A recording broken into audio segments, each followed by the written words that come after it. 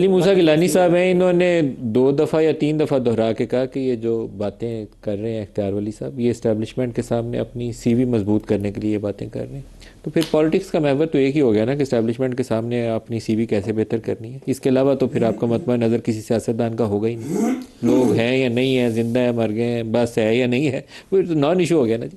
حقیقت تو پھر یہی ہے، اگر دیکھیں تلخ حقیقت کہیں، دیکھیں تقریر کا بھی لب لباب یہی ہے. جب ایک فارم 47 کی حکومت ہم جو کہنا شروع ہوئے تھے، آج چلیں اسے سموک سکرین کہیں جو کہیں، مگر جو ایلیگیشن جس چیز کو آپ بھی انڈوز کر رہے ہیں کہ اس میں حقیقت ہے، تو حقیقت کس چیز کی ہے کہ پاکستان میں سٹرنگز کوئی اور پل کر رہا ہے. جب کوئی اور سٹرنگ پل کرتا ہے تو نیچرلی پولیٹیکل لیڈرشپ کسی اور طرف دیکھتی ہے، اور اس کی قباحت کیا ہوتی ہے کہ آج دیکھیں کہ ہم اپنی پولیٹیکل لیڈرشپ کو زیادہ ڈیفینڈ کرنے میں انٹرسٹڈ ہیں بجائے اس کے کہ ملک پاکستان کو ڈیفینڈ کریں. دیکھیں ریاست کے کیا مسائل ہیں.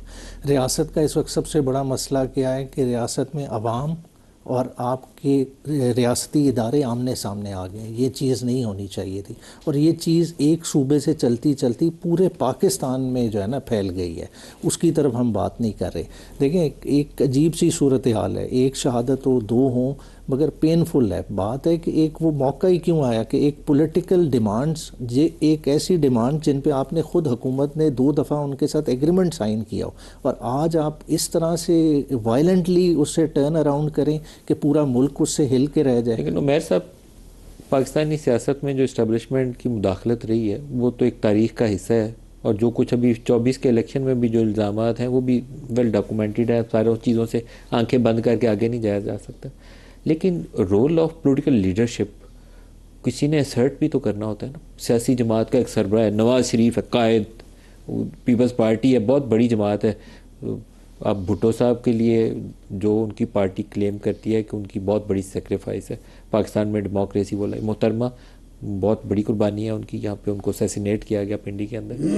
لیکن ان کی جماعت بھی، پی ایم ایل این بھی، پی ٹی آئی بھی، جس چیز کے اوپر ان کی توجہ ہونی چاہیے وہ توجہ تو نہیں ہے. تو پھر سیاستدان کا رول تو پیچھے چلا گیا نا، ختم ہو گیا سیاستدان کا رول. وہ کیوں ختم ہوا ہے؟ دیکھیں وہ جو ہے گیلانی صاحب نے بھی اسی طرف حوالہ دیا کہ دیکھیں رابطہ ختم ہو گیا. رابطہ کس طرف بحال ہو گیا ہے؟ جس کی طرف سارے دیکھ رہے ہیں کہ جو طاقت کا محور ہے، مگر اصل میں طاقت کا سرچشمہ تو عوام تھی، اس کی طرف کوئی دیکھ ہی نہیں رہا.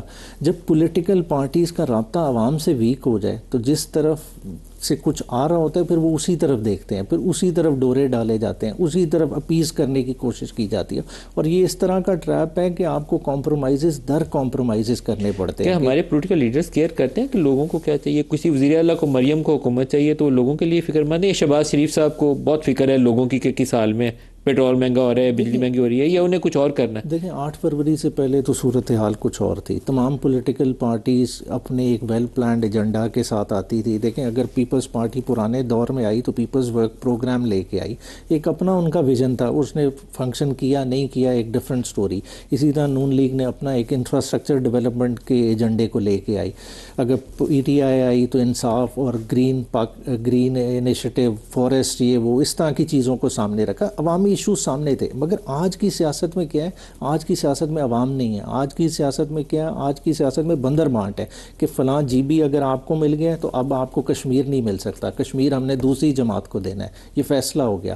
پھر اب آج جتنی مرضی تقریریں کر لیں وہ آپ کی تقریریں اثر نہیں لائیں گی، کیونکہ وہ بنیادی بندر بانٹ کے ہی اگینسٹ ہے. اسی طرح وہ بڑے آئینی عہدے ہیں. آپ بھی آنے والے آپ دنوں میں دیکھیں گے چیزیں ری شفل ہوں گی کہ جی آپ نے 2.5 سال انجوائے کر لیے، اب آئیں، اب نئے کھلاڑی اتارے جائیں گے. تو یہ ساری چیزیں ہیں کیونکہ ہم لوگوں سے دور ہو گئے ہیں، لوگوں کی اس میں سے ہی نہیں ہے، اور یہ بڑی خطرناک سچویشن ہے. دیکھیں ہم ایک ایسی ایمپائر بلڈ کر رہے ہیں جو ویکیوم ہے، اور ویکیوم والی چیز جس وقت گرے گی تو وہ سب کے لیے بہت زیادہ تکلیف دہ ہوگی. گیلانی صاحب نے تھوڑا سا بیک ٹریک کر لیا اس چیز سے، کیونکہ 2 دن بلاول نے جو کچھ کہا کہ ریاست جو ہے وہ نون لیگ کے ساتھ کھڑی ہے، پھر آج کہا کہ یہ فارم 47 والے ہیں. لیکن گیلانی صاحب اس کی وضاحت کر کر کے وہ کہہ رہے ہیں کہ نہیں، یہ صرف تقریر نہیں ہے. دیکھیں اس کے وہ ہم نے پہلے بات کی کہ اسموک سکرین ہے کہ نہیں ہے، مگر دیکھیں تقریر میں جو الزامات ہیں وہ فیکٹ بیس الزامات ہیں. انہوں نے یہ نہیں کہا اس دفعہ کا، انہوں نے ہر دفعہ کی بات کی ہے، اور ہر دفعہ کی بات کو سبسٹینشیٹ ہوتا ہے آپ کے جوڈیشل ریکارڈ سے بھی۔ اصغر خان کا کیس سپریم کورٹ نے ہی فیصلہ کیا نا، کتنے کتنے لاکھ روپے لیے گئے ایک ایک سیاستدان کے نام کے ساتھ ہی موجود ہے نا۔ اس کے بعد کیا ہوا، وہ سیاستدان آج پورا تک مہران بینک کا سیاست کر رہے ہیں۔ اسکینڈل، مارشل اصغر خان کی وہ ساری تو ڈیٹیل، یہ ڈھکی چھپی باتیں جن کو پیسے نہیں، دیے گئے۔ آج بھی جو ہے، آج آپ محمود خان اچکزئی کی فلور آف دا ہاؤس پہ، اختر مینگل صاحب کی فلور آف دا ہاؤس کی تقریریں اٹھا لیں، بلوچستان کے انہوں نے رقم کے حساب سے بتایا کہ کتنے میں الیکشن خالی صوبہ بلوچستان کا بکا۔ تو یہ سارے فیکٹ بیس باتیں ہیں۔ بات ہے کہ یہ کوئی پولیٹیکلی ایک دوسرے پہ حملہ نہیں ہو رہا، بات ہے ہمارا پولیٹیکل پروسیس فلاڈ ہے، ہمارے پولیٹیکل پروسیس میں یہ ہو رہی ہیں لوگوں کی کمی بیشیاں اور طریقے سے پوری کی جاتی ہیں۔